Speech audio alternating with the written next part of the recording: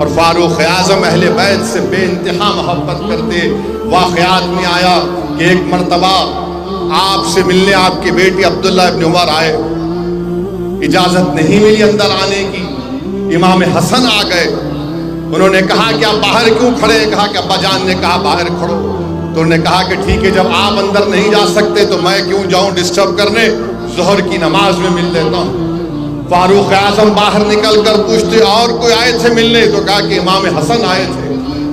وہ فوراً دوڑتے امام حسن کے گھر پر اور کہتے ہیں شہزادے آپ کیوں چلے گئے؟ تو انہوں نے کہا کہ آپ کے بیٹے باہر کھڑے تھے، میں ظہر میں مل لوں گا۔ بولے نہیں۔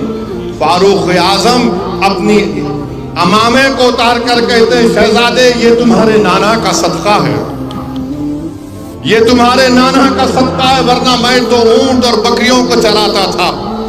یہ عزت مجھے ملی آپ کے نانا کی وجہ سے، آپ کا حق بنتا ہے کہ آپ میرے گھر میں اندر آ جاتے۔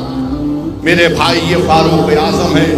جب خنجر مارا گیا تو آپ نے اپنے بیٹے سے کہا کہ جاؤ حضرت عائشہ صدیقہ رضی اللہ تعالیٰ عنہ سے یہ کہنا کہ عمر یہ چاہتا ہے کہ اس جگہ پر ان کو خبر کی جگہ ملے جہاں پر اللہ کے رسول صلی اللہ علیہ وسلم اور صدیق اکبر آرام فرما رہے ہیں۔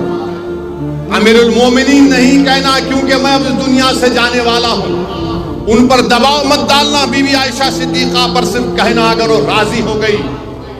حضرت عائشہ صدیقہ رضی اللہ تعالیٰ عنہ بے انتہا روتی ہے اور کہتی ہیں کہ جگہ میں اپنے لیے پسند کی تھی مگر میں فاروق اعظم کو دیتی ہوں۔ واپس جا کر عبداللہ ابن عمر کہتے ہیں کہ ہاں منظوری دے دی۔ انہوں نے کہا کہ میرے جنازے کو لے کر جانا، پھر ان سے پوچھنا، شاید وہ جذبات میں ہوں گی۔ میرے بھائی یہ فاروق اعظم تلوار لے کر نکلے تھے، نعوذ باللہ کہ رسول اللہ صلی اللہ علیہ وسلم پر حملہ کروں گا، مگر آج وہ رسول اللہ صلی اللہ علیہ وسلم کے بازو میں آرام فرما رہے ہیں۔ تو نوجوانوں اگر دین کو غلبہ حاصل کرنا ہے، اسلام کو کامیاب کرنا ہے تو تم اور ہم فاروق اعظم کی قربانیوں کو نہیں بھول سکتے، اور دین کا تقاضا یہ ہے کہ